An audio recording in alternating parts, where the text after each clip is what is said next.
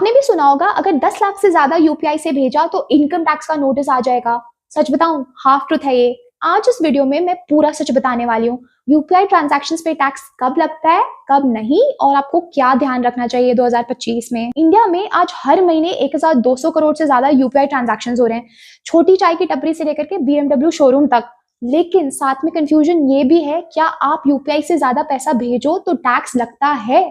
क्या UPI safe है IT के लिए? लोगों को लगता है यूपीआई पे भी जीएसटी या इनकम टैक्स लगेगा। तो चलिए पहले ये समझते हैं यूपीआई पे टैक्स लगता भी है या नहीं। Short answer, no. UPI transaction करना सिर्फ एक मीडियम है, यूपीआई पे खुद कोई टैक्स नहीं लगता है। लेकिन अगर आप 10 लाख से ज्यादा यूपीआई ट्रांजैक्शन करते हो बैंक अकाउंट से, तो आपका डेटा इनकम टैक्स के सिस्टम में रिफ्लेक्ट हो सकता है, स्पेशली अगर आप सैलरी क्लास हो और आपका इनकम स्लिप पे सिर्फ 6 या 7 लाख ही दिखता है। सो टैक्स तब लगता है जब सोर्स ऑफ फंड आप जस्टिफाई नहीं कर पाते हो, आपका इनकम टैक्स रिटर्न उस अमाउंट को रिफ्लेक्ट नहीं करता और आप बिजनेस ट्रांजैक्शंस को पर्सनल अकाउंट से कर रहे हो। सीबीडीटी ने फाइनेंशियल इंस्टीट्यूशंस को बोला है कि अगर किसी अकाउंट में 10 लाख से ज्यादा यूपीआई या कैश डिपॉजिट है, 2 लाख से ज्यादा कैश विड्रॉल है, 1 करोड़ से ज्यादा एनुअल टर्नओवर दिख रहा है पर्सनल अकाउंट में, तो वो डिटेल्स इनकम टैक्स को ऑटो रिपोर्ट करने पड़ेंगे। मतलब आपका पैसा टैक्सेबल तब बन सकता है जब आप हाई वैल्यू ट्रांजैक्शंस रेगुलरली कर रहे हो बिना प्रॉपर रिकॉर्ड्स के।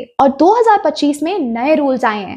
Pan Aadhaar linking mandatory for all UPI based high value accounts. PIN 2.0 that's tax payer info network automatically flag करता है अगर आपका डिक्लेयर्ड इनकम और स्पेंडिंग मिसमैच हो।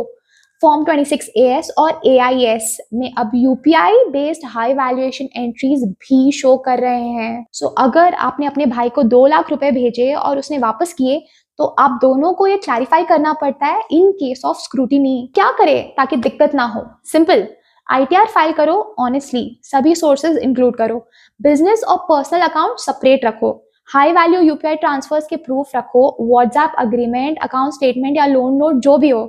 AIS रेगुलरली चेक करो, क्या गवर्नमेंट आपके नाम पे क्या डेटा देख रही है। अगर गिफ्ट दिया है 50,000 से ज्यादा, उसका भी डिक्लेरेशन जरूरी है।